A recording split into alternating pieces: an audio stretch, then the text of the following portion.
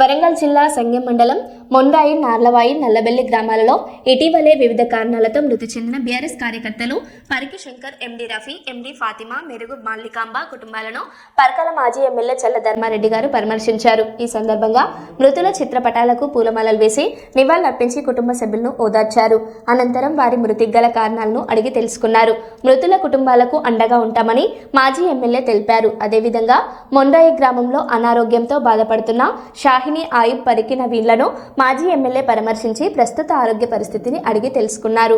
ఈ కార్యక్రమంలో మండల బీఆర్ఎస్ నాయకులు, కార్యకర్తలు, యూత్ నాయకులు తదితరులు పాల్గొన్నారు.